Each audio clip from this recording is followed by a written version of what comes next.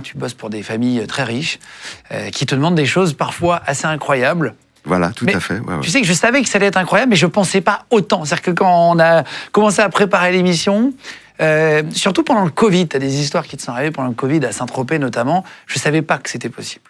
C'est-à-dire que vous n'êtes pas prêt pour ce que vous allez entendre. Ouais, tu as travaillé pour la Reine d'Angleterre. J'ai travaillé pour la Reine d'Angleterre, j'ai eu cette chance-là, j'étais à son service, tout à fait, quoi. J'ai fait 1 an au service de la Reine d'Angleterre. J'ai commencé une carrière dans le milieu du luxe sur Paris. J'ai commencé jeune, j'avais 16 ans. Tu as commencé dans l'hôtellerie, on va revenir sur ta vie, c'est juste pour te donner 2-3 infos. Mais qu'est-ce que veut dire le mot majordome, pour bien comprendre, alors, ceux qui n'ont jamais entendu ce mot? Voilà, majordome, moi j'ai tendance à dire, on fait plus de l'aide à la personne, on est des monsieur confort. Je suis un monsieur confort. Le but, c'est on devient indispensable. On prévoit tout, il faut toujours avoir un coup d'avance. On arrive à un endroit, la logistique a été mise en place, on leur a tout préparé, tout est prévu, mais c'est tellement plein de last minute, c'est quelque part jouissif. C'est de l'imprévu tous les jours. C'est de l'imprévu tous les jours, quoi. On n'a pas de limite.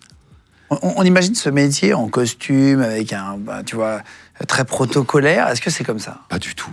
Pas du tout. En plus, bon, je suis vraiment avec une... Ça dépend, je pense, des endroits, des majordomes. Quand on est vraiment, je vais dire, à l'année sur une famille, dans les domiciles, il y aura peut-être un code vestimentaire, quoi.